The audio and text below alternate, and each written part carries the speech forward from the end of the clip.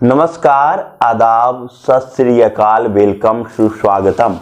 Social media platform पर आई media के healthy life segment में आपका स्वागत है। दोस्तों, हम में से अधिकतर लोगों को पेट में गैस की शिकायत बनी रहती है। जैसा हमारा लाइफ स्टाइल है, खान पान असमय होना, जागना वगैरह हो गया है, ऐसे में गैस तो बनी रहेगी। पाचन तंत्र में कोई दिक्कत या गड़बड़ी तो होती ही रहेगी।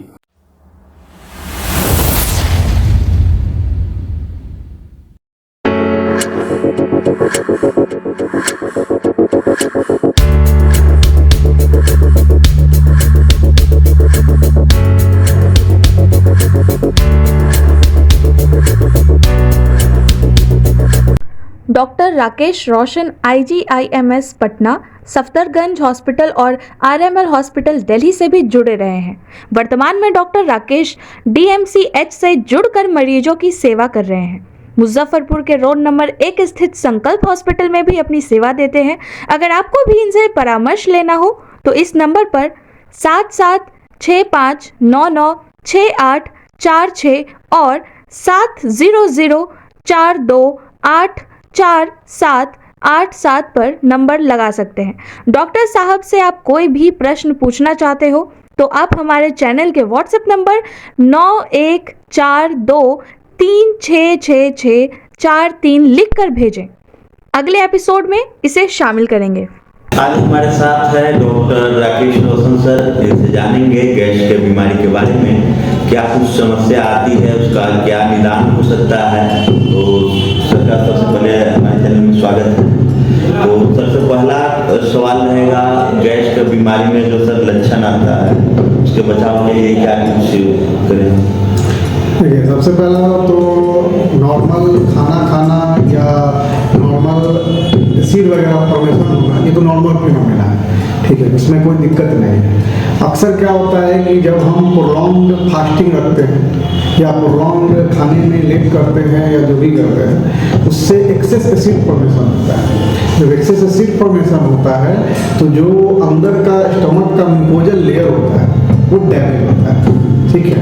वो जो होता है आपको तब गैस्ट्राइटिस का लक्षण देना शुरू करते हैं और उसी को मोटा भाषा में गैस फॉर्मेशन करने लगते हैं, ठीक है। वो है गैस्ट्राइटिस, लेकिन उसको मोटे लगे गैस फॉर्मेशन कहते हैं, ठीक है। तो अन्य बीमारियों के साथ गैस का क्या जुड़ाव हो सकता है।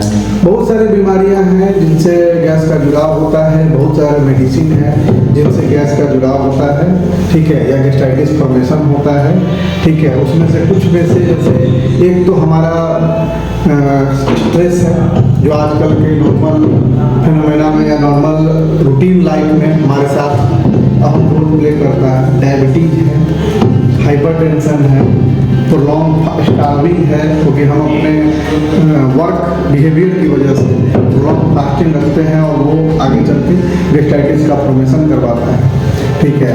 कुछ डायबिटिक मेडिसिन है जो मेटफॉर्मिन वगैरह, वो भी प्रोलॉन्ग मतलब यूज करने पे आपको गैस्ट्राइटिस का प्रॉब्लम करवाता है, ठीक है। तो बहुत चीज़ें हैं इनसे जुड़ी हुई होती हैं और बाकी लाइफ स्टाइल है, ठीक है, क्योंकि हम फास्ट फूड वगैरह ज़्यादा खाते हैं, ये सब वो सब भी हमें कहीं ना कहीं एक्सेस गैस फॉर्मेशन करवाते हैं और गैस्ट्राइटिस के लक्षण की तरफ हमें ले जाते हैं। खाने पीने से गैस का क्या संबंध हो सकता है।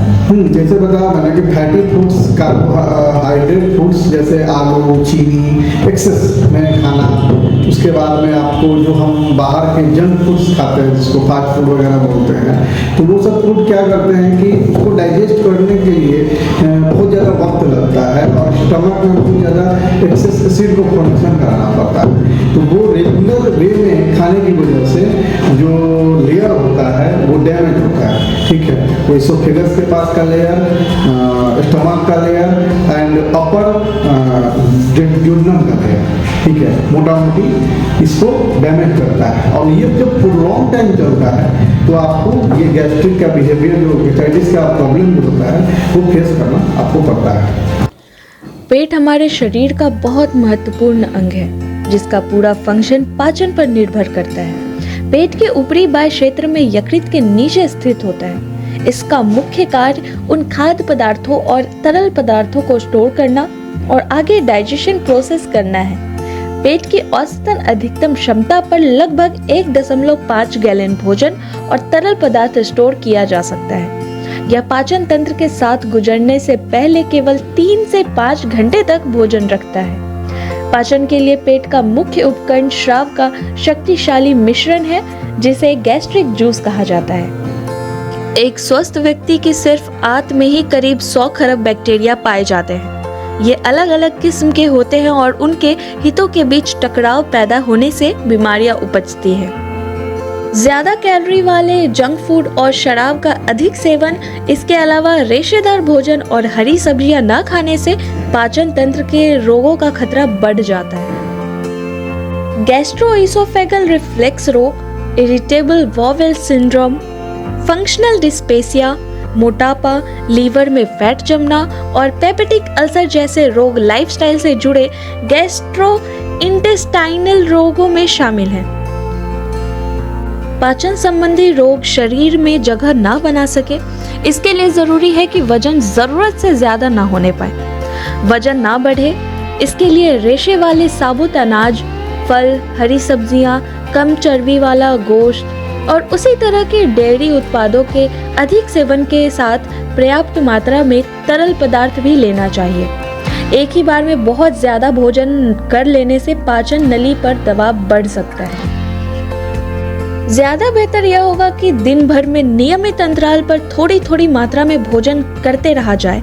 हाजमे के मामले में अगर आपको लंबे समय तक या फिर गंभीर रूप से कोई समस्या महसूस हो तो बिना और किसी तरह की देर किए अस्पताल पहुंचना चाहिए और कंप्लीट हेल्थ चेकअप कराना चाहिए।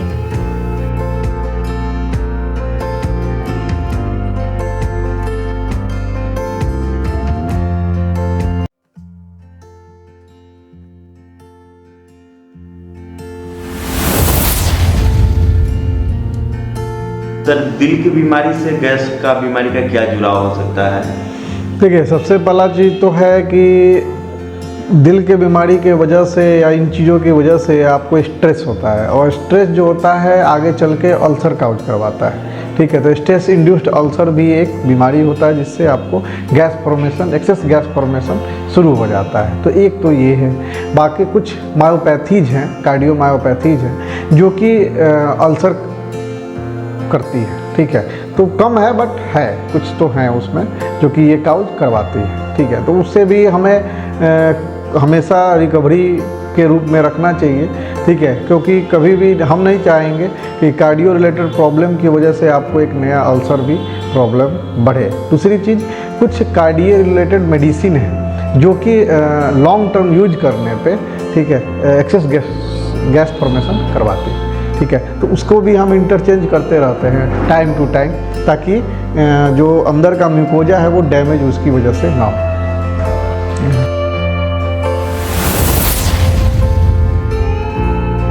ठीक है, कि कुछ कार्डियो रिलेटेड मेडिसिन है, कुछ डायबिटिक इंड्यूस्ड मेडिसिन है, कुछ एंटी एपिलेप्टिक मेडिसिन है जिसकी वजह से लॉन्ग टर्म यूज करने की वजह से आपको गैस्ट्राइटिस या एक्सेस गैस फॉर्मेशन होता है।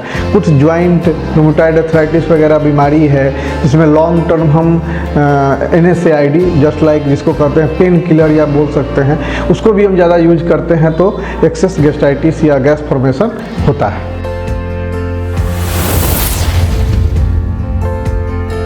सर, हमें गैस की समस्या है, तो समस्या से तुरंत निजात पाने के लिए हमें क्या?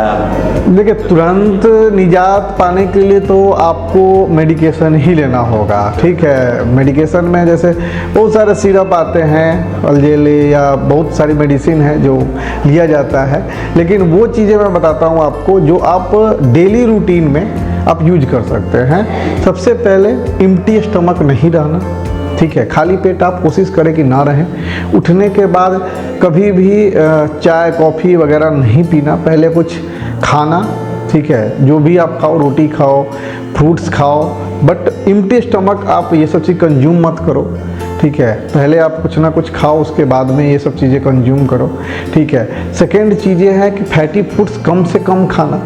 ठीक है, क्योंकि आप आजकल के बिहेवियर में एकदम से बंद तो कोई नहीं कर सकता है, ठीक है, बट कोशिश करने का कि हमें जंक फूड्स या फैटी फूड्स कम से कम हमें खाना है। तो ये भी आपको डेली रूटीन में आपको कम करे। स्ट्रेस कम से कम लेना, ठीक है, मैं ये नहीं कहूँगा कि स्ट्रेस आप ना लें, क्योंकि ऐसा तो हो ही नहीं सकता कि आप स्ट्रेस नहीं होएगा, ठीक है, लेकिन कोशिश करना है कि स्ट्रेस कम से कम लें, ताकि हमें ये चीज़ों का फॉर्मेशन मतलब हो भी तो लेट से हो या ना हो, ठीक है। वाटर कंजप्शन रखना, ठीक है, लिक्विड डाइट्स, फ्रूट्स, ये सब डेली रूटीन में आप जितना हार्ड फूड्स जिसको आजकल लोग कहते हैं, जैसे आप पहले जैसे खाते थे लोग फाइब्रस फूड वगैरह, चना हुआ, ये सब खाना जो हमने जिसको मोटा मोटा दाना भी कहा जाता है आजकल। हमारे प्राइम मिनिस्टर बहुत ज़्यादा एक्टिंग, हाँ, मोटे दाने पे एक्ट कर रहा है। तो ये सब चीज़ों से बढ़ाने से हमारी जो जितनी पेट संबंधी बीमारियां हैं वो कम होती हैं, ठीक है, कब्ज कम होगा। ये सब चीज़ों से आप चाहेंगे तो मतलब ये प्रॉपर फूड और लाइफ स्टाइल मॉडिफिकेशन से आप अपना गैस प्रॉब्लम या जो भी इंडाइजेशन प्रॉब्लम है वो कम कर सकते हैं। चाय का गैस से क्या संबंध है? क्या चाय दूध वाली पीनी चाहिए, चाय पानी वाली पीनी चाहिए, इसका क्या संबंध? देखिए, होता क्या है कि जो हम लोग चाय पत्ती में यूज कर रहे हैं आजकल, ठीक है, तो प्योर फिल्टर टैनिक नहीं है, वो टैनिक एसिड नहीं है, ठीक है, तो वो जो भी आज के समय में चाय पत्ती या फूड प्रोडक्ट्स हैं वो कहीं ना कहीं मिक्सिंग हैं, प्रॉपर टैनिक एसिड नहीं है, ठीक है, और वो खाली पेट रहने से जैसे ही वो खाली पेट में जब जाता है तो वो एक्सेस एसिड फॉर्मेशन करवाता है, ठीक है, जब खाली पेट रहेगा। तो अगर हम कुछ खाना खा चुके रहेंगे तो वो उसको डाइजेस्ट करने के लिए खाने को ऑलरेडी एसिड आ चुका रहेगा, तो वो उसको दिक्कत नहीं करेगा, वो एक लेयर बन चुका रहेगा अंदर में ना, ठीक है, तो वो अंदर के जो लेयर है उसको डिस्ट्रॉय नहीं कर सकता। लेकिन हम अगर केवल बस उठे, पानी पिए और तुरंत से चाय पीना शुरू कर दिए, ठीक है, तो वो टैनिक एसिड जो होता है वो ऑलरेडी आपको एसिड एक्सेस फॉर्मेशन करवाकर जो लेयर है उसको खराब करेगा। तो एक दिन में तो नहीं होएगा, बट ये आप जब 4 to 5 years continuously same life style में चलोगे तो आपको ये प्रॉब्लम आना धीरे धीरे धीरे धीरे शुरू हो जाएगा।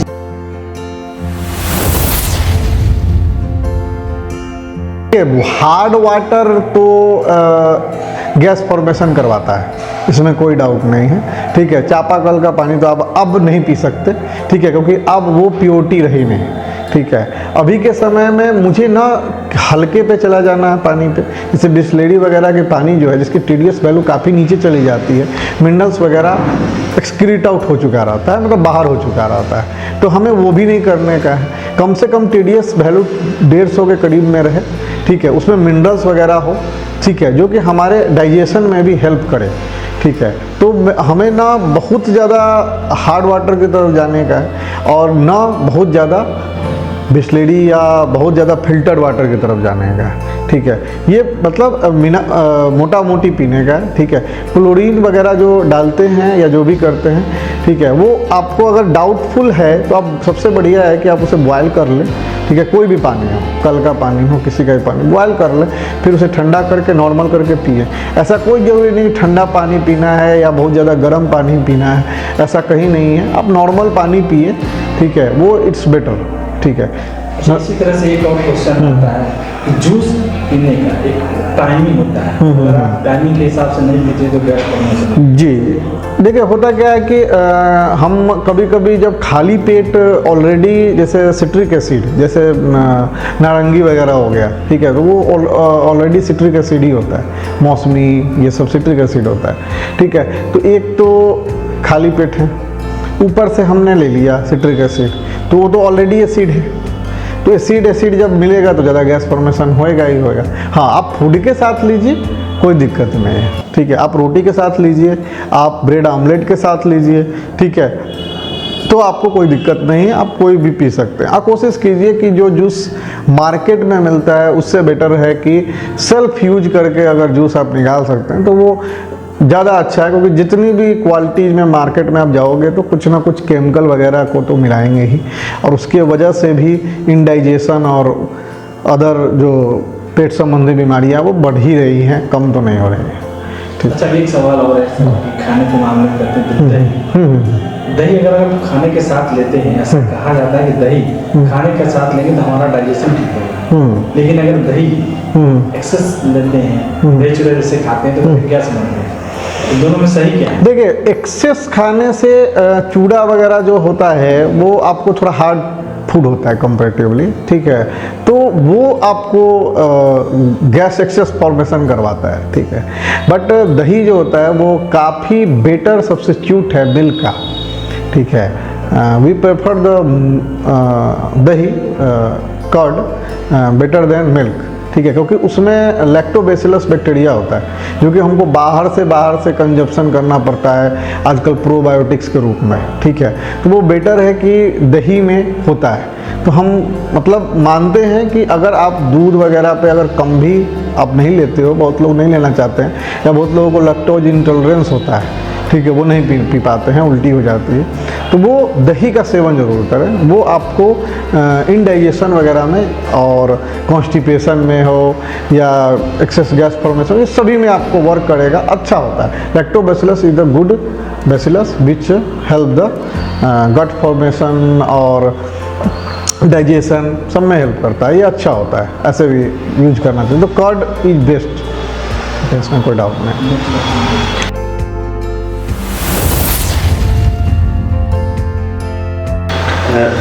ढलते उम्र के साथ सर देखा जाता है गैस का प्रॉब्लम जो है वो बढ़ते जाता है, इसके बचाव के लिए क्या करें? मैंने अभी आपको यही बात बोला कि आप कोई भी चीज़ें जो आपने बिहेवियर, फूड रिलेटेड या कोई भी चीज़ें जो आपने की हैं वो तुरंत से गैस्ट्राइटिस नहीं करवाएगा या गैस फॉर्मेशन नहीं करवाएगा। वो जब प्रोलॉन्ग्ड होगा, ठीक है, जब लंबे टाइम तक होएगा तभी गैस फॉर्मेशन। वो आपने गलतियाँ की हैं 10 ईयर्स 15 ईयर्स पहले, ठीक है, वो धीरे धीरे जो स्टमक का लेयर है वो ब्रेक किया है, इसलिए आपको लगता है कि वो ढलते उम्र पे आया है, ठीक है, लेकिन वो आया तो पहले ही था, ठीक है, लेकिन वो धीरे धीरे जब उसका लेयर खराब होने लगा तो वो सिम्टम दिखना शुरू कर गया, ठीक है। वो पहले सिम्टम नहीं आ रहे थे, पहले हल्का फुल्का सिम्टम आ रहा था, और जब वो प्रोलॉन्ग्ड वही सेम लाइफ स्टाइल आपका आगे बढ़ा तो आपको अब आना वो शुरू हो गया। इसलिए हमें लगता है कि बड़े उम्र पे आने के बाद में गैस फॉर्मेशन ज़्यादा हो जाता है।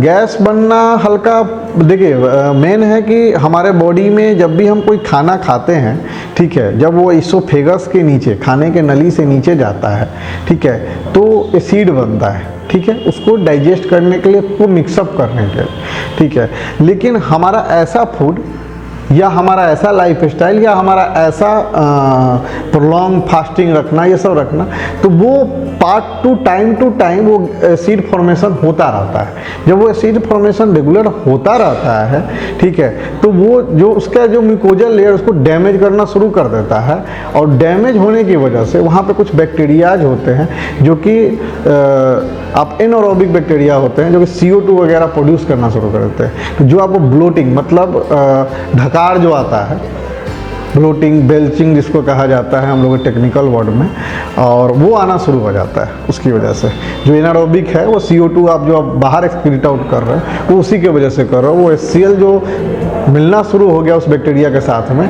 और लेयर जो डैमेज हो गया, तो वो टोटल जो है एक फर्मेंटेशन जस्ट लाइक उनकी एनारोबिक रेस्पिरेशन होना वहाँ शुरू हो जाता है, और उससे वो CO2 बाहर आना शुरू हो जाता है। तो नॉर्मल पीरियड में ऐसा नहीं होता।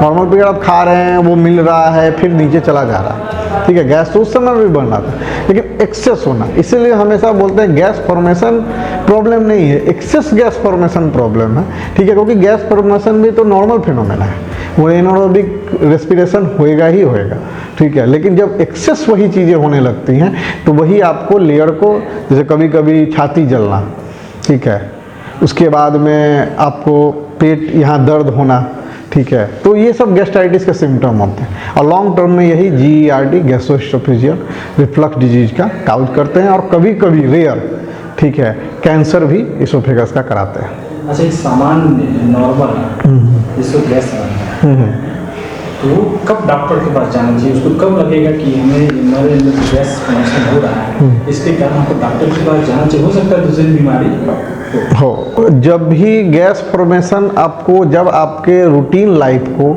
ठीक है, हैम्पर्ड करने लगे, आपको दिक्कत करने लगे, तो आप एटलीस्ट उस समय तो डॉक्टर से मिलो ही। ठीक है, अगर शुरुआती दौर है तो आप कोशिश करो कि अपने लाइफ स्टाइल को सुधार लो।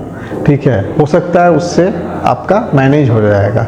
लेकिन अगर मैनेज नहीं हो रहा है तो आप कोशिश करो कि एक बार परामर्श जरूर ले लो डॉक्टर से कि सर मुझे क्या करना चाहिए। ज़रूरी नहीं है आप डॉक्टर के पास फर्स्ट टाइम जाओगे तो वो मेडिसिन ही देगा, हो सकता है वो लाइफ स्टाइल के बारे में या आपके डाइटरी मॉडिफिकेशन के बारे में भी आपको समझाएगा कि आप ऐसे ऐसे चेंज करो। ठीक है, और तो उससे कम हो सकता है। या अदर बीमारियां आपको है, जैसे डायबिटिक है, हाइपरटेंशन है या अदर डिजीज हैं, ठीक है, आपको ज्वाइंट डिसऑर्डर है, जो भी डिसऑर्डर है, तो उससे रिलेटेड भी अगर कोई मेडिसिन आप खा रहे हो तो वो भी बताएगा कि हाँ भैया इससे ये प्रॉब्लम होती है, तो वो चीज़ों में भी चेंजिंग आएगा, पहली चीज़। दूसरी चीज़, जो गैस्ट्राइटिस का पेन है, ठीक है, वो एक्चुअल में मिमिक करता है। मिमिक मीन्स उसी की तरह लगता है एक्यूट गैस्ट्राइटिस का, जैसे एमआई का पेन होता है, मायोकार्डियल इंफार्क्शन का, जिसको हार्ट अटैक भी मोटा मोटी तौर पे बोला जाता है। ठीक है, उसमें कोई डाउट नहीं है, जिस तरह यहाँ पे सेंट्रल चेस्ट में पेन होगा वैसा गैस्ट्राइटिस में भी पेन होगा।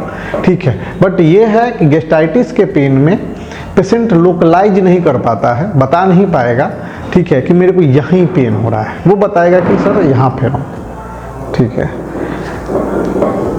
एमआई के पेन में बता सकता है कि सर यहाँ पेन हो रहा है, फर्स्ट चीज लोकलाइज कर सकता है, बाकी चीज़ें सेम टू सेम होती हैं।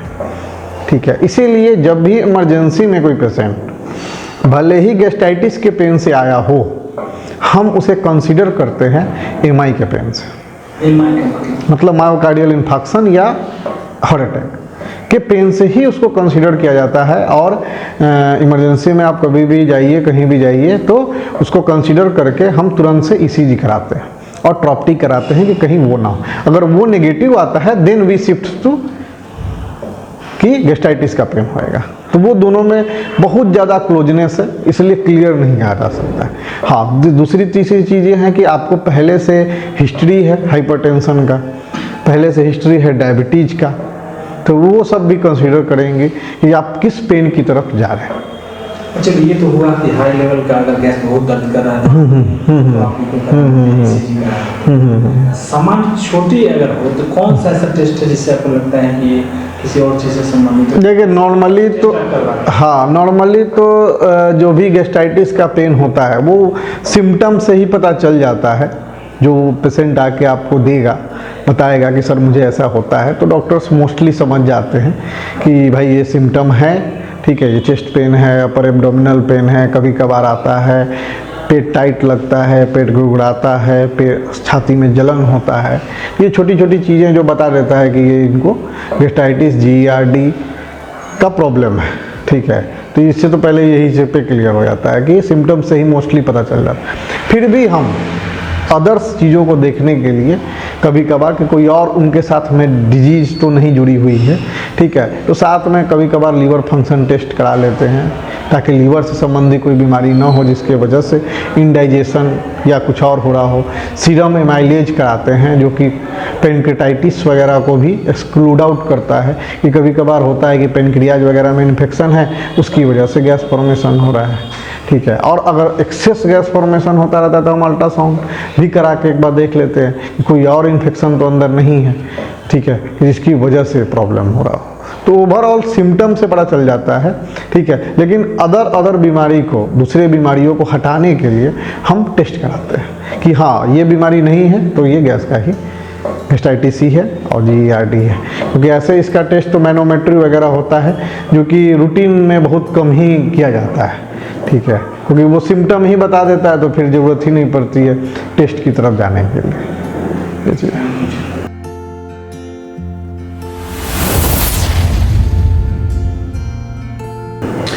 नवजात में सर गैस का क्या कुछ लक्षण आता है, तो कैसे पता चलता है नवजात? देखिए सबसे पहले तो नियोनेट्स बेबी जो होते हैं, जितने भी बेबीज होते हैं, उनको जैसे ही ब्रेस्ट फीड वगैरह कराते हैं तो उनको जो पीडियाट्रिशियन है वो सब जाते हैं, या जो भी पीडियाट्रिक्स डॉक्टर्स होते हैं वो सब जाते हैं कि आप उनको प्रॉपर होल्ड करके आप उनको पीठ पे मारो, ताकि मतलब प्रेस करो तो वो ढकार करे जाएगा, ठीक है।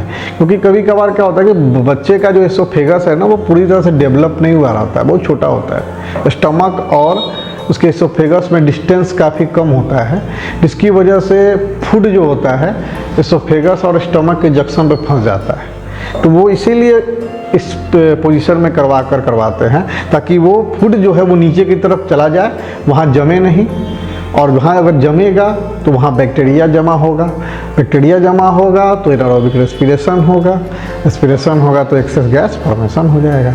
इसीलिए हम कहते हैं कि आप जब भी ब्रेस्ट फीड कराओ तो बेबी को इस पोजीशन में लाकर, मतलब पीडियाट्रिक्स भी समझाते हैं कि आप हल्के से पीठ पे उसके मारो ताकि वो फूड जो है उनका नीचे की तरफ चला जाए। तो मोस्टली यही होता है। कुछ लोग यहाँ पे ड्राई वाटर या इन सब चीज़ों का सेवन कराते हैं जो कि नहीं कराना चाहिए, ठीक है। क्योंकि उससे जो भी बच्चे का गट में बैक्टीरिया को डेवलप होना होता है, जो अच्छे बैक्टीरिया होते हैं, और वो ज़रूरत होता है आपको आने वाले समय में, ठीक है। जो कि आपको जितने भी डाइजेस्टिव एंजाइम्स हैं या डायरिया है ये सब रोकेगा। तो ड्राई वाटर इसीलिए प्रिवेंट किया था कि वो गट बैक्टीरिया के डेवलपमेंट को रोकता है, जो कि गुड बैक्टीरिया है हमारे लिए।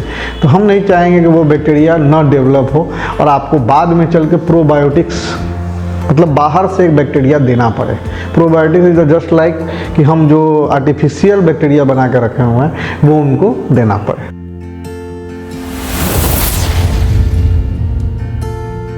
मतलब हाँ, एकदम नुकसानदायक है जब तक जो चीज़ें आप नहीं जानते हो, रिसर्च नहीं हुआ हो, ठीक है। मैं नहीं मानता कितने अमाउंट में लेना है, कब कब लेना है, आपको कभी भी परामर्श लेके ही कुछ लेना चाहिए, ठीक है। कोई भी चीज़, जैसे मेडिसिन, खुद से भी लोग यहाँ पे जाकर मेडिसिन लेके गैस का खा लेते हैं, तो आपको ये तो पता नहीं है कि किस गैस फॉर्मेशन किस वजह से हो रहा है और उसके लिए अप्रोप्रिएट मेडिसिन कौन सा है, ठीक है। क्योंकि हर गैस फॉर्मेशन गैस्ट्राइटिस नहीं होता, हर गैस फॉर्मेशन GERD नहीं होता, हर gas formation stress induced ulcer नहीं होता, ठीक है। या H. पाइलोरी से गैस फॉर्मेशन हुआ है, वो आप नहीं जानते। तो जब भी आप कुछ भी करें या कोई मेडिसिन लें तो एक बार डॉक्टर से परामर्श जरूर ले लें कि मुझे इसकी लाइफ स्टाइल मॉडिफाई करके ये ठीक होएगा, या गैस की मेडिसिन भी लेनी है तो मुझे कौन सी लेनी है, कब तक लेनी है,